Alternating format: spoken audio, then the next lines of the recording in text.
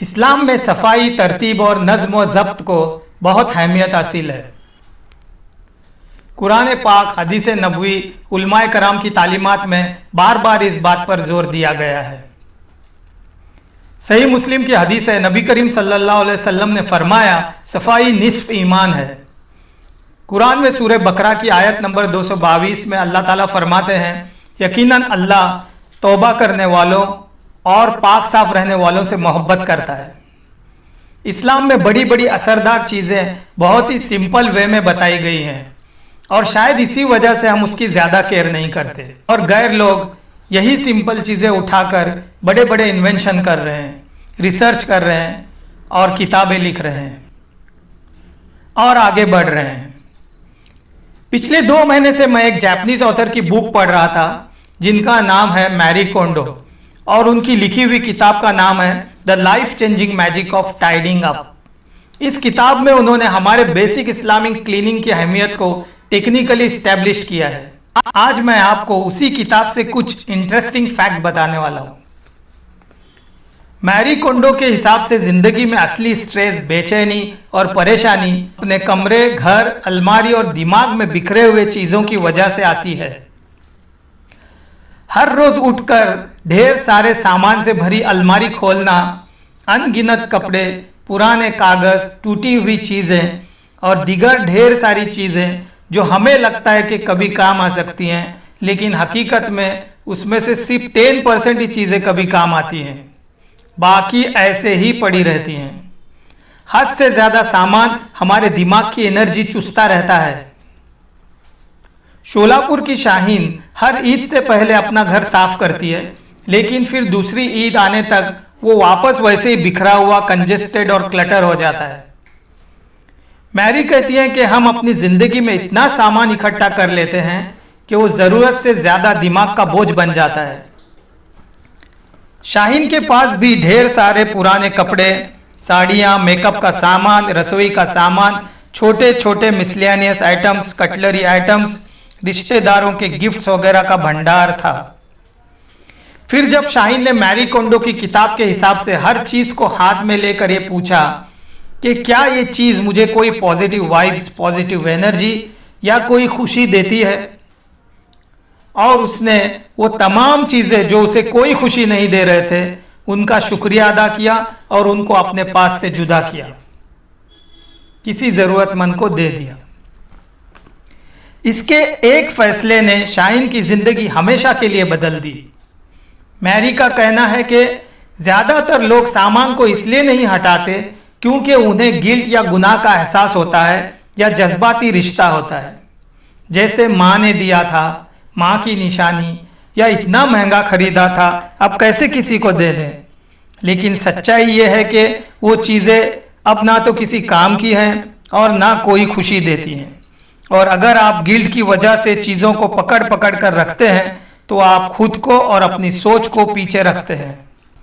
सोचिए, अगर आपके घर की और काम की जगह का हर कोना सिर्फ उन चीज़ों से भरा हो जो आपको खुशी देते हैं, तो आपकी ज़िंदगी स्ट्रेस फ्री और पुरसुकून होगी और हर सुबह खुलेपन का एहसास दिलाएगी। यही तो है असली लग्जरी। मैरी का कहना है, सफाई एक साथ एक फेस्टिवल की तरह कैटेगरी वाइज करनी चाहिए, ना कि लोकेशन वाइज। यानी आज किचन, कल बेडरूम, ऐसा नहीं, बल्कि कैटेगरी वाइज, यानी सारे घर के कपड़े एक साथ, सारी किताबें, कागज एक साथ। जब तक आप पूरे घर के कपड़े एक साथ बाहर नहीं निकालेंगे तब तक आपको नहीं पता चलेगा कि एक्स्ट्रा कितने हैं और कितने कपड़े बरसों से पड़े हुए हैं। जब आप एक बार में पूरे सामान देखते हैं तो आपको उसकी असली क्वांटिटी और सच्चाई पता चलती है। टुकड़ों में सफाई करने से दिमाग को नया सोचने का मौका नहीं मिलता। मैरी के हिसाब से सफाई एक बार में एक फेस्टिवल की तरह करनी चाहिए और उसे वो स्पार्क ट्रांसफॉर्मेशन कहती हैं, और उनका ये मेथड आपके रहने का तरीका हमेशा के लिए बदल देगा। सामान को कैटेगरी में छांटना और साफ करना चाहिए। सबसे पहले कपड़े, फिर किताबें, कागजात, दूसरे मिसलेनियस छोटी चीजें, फर्नीचर और आखिर में emotional items. Emotional items last में छांटना चाहिए, क्योंकि तब तक आपकी डिसीजन पावर तैयार हो जाती है। अगर आप असली सफाई करना चाहते हैं तो आपको टेबल, शेल्फ ऐसे नहीं बल्कि कैटेगरी वाइज करनी होगी, तभी आपको टाइडिंग अप का असली जापानी तरीके का बेनिफिट होगा। पुणे की दिलनाज अपने बैग में किताबें, कागजात, कपड़े और दीगर कई तरह का सामान उल्टा सुल्टा ठोस कर भरती थी। फिर जब उसने मैरी कोंडो की किताब पढ़ी, जिसमें मैरी अपने अलमारी से कह रही थी, यहां तक मेरा साथ देने के लिए शुक्रिया। शुरू में दिलनाज को यह थोड़ा अजीब लगा।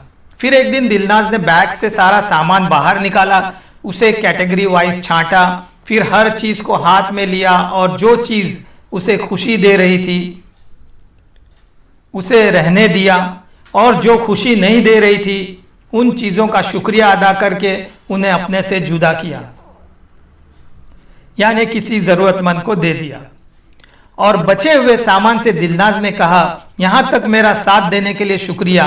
इस प्रोसेस से धीरे धीरे दिलनाज का सामान से रिश्ता बदल गया और उसका दिमाग पुरसुकून होने लगा, क्योंकि आपका पर्स, आपकी बैग, आपकी गाड़ी, आपका सामान आपकी मदद करते हैं।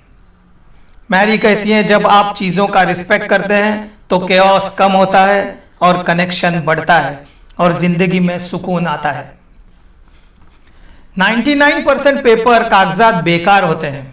पुराने फ्रिज का बिल, पुराने लाइट बिल, पुराने बैंक स्टेटमेंट, पुराने फॉर्म्स, एक्सपायर्ड वारंटी कार्ड्स हम अपने टेबल की ड्रॉअर में, कबाट में, दराजों में जमा करके रखते हैं। मैरी कहती हैं, हमें सिर्फ 3 तरह के कागजात रखने चाहिए। पहले है करंट में लगने वाले कागज, जैसे latest light bills, gas bills, EMI दस्तावेज, इंश्योरेंस वगैरह। शॉर्ट टर्म में लगने वाले कागज, जैसे स्कूल के फॉर्म्स, फीस की रिसिप्ट, मेडिकल रिपोर्ट्स वगैरह। और तीसरा फॉर एवर कागज, जैसे सर्टिफिकेट्स, घर के पेपर वगैरह। बाकी सब पेपरों को रिसाइकल करना चाहिए। पेपरों का भंडार आपके दिमाग को कंफ्यूज्ड और क्लटर करता है। जितना जल्दी हो सके उससे नजात पाएं। मिसलेनियस और दूसरी छोटी चीजें लेकिन बड़ा बोझ, बैग्स, मेकअप का सामान, पुराने सूटकेस, पुराने बंद मोबाइल्स, उनके चार्जर, पुराने wires, unused gifts, rubber band, plastic bottles, plastic के डब्बे वगैरह। रत्नागिरी की तबस्सुम ने जब अपने किचन का पूरा सामान बाहर निकाला तो उसको 27 खाली प्लास्टिक के डिब्बे मिले, जिसमें से 5-6 डिब्बों के तो ढक्कन भी नहीं थे। फिर मैरी की सलाह पर उसने उन्हें छांटा और जो चीज उसे खुशी नहीं दे रहे थे उसने उन्हें अपने से जुदा किया और अननेसेसरी चीजों को अलविदा कहा। मैरी कहती हैं, छोटी चीजों का जमा होना सबसे बड़ा केओस पैदा करता है। इन्हें कैटेगरी में जमा करके छांटिए। आपके घर में जो कुछ भी है, या तो वो आपका साथ दे रहा है या आपकी एनर्जी ले रहा है।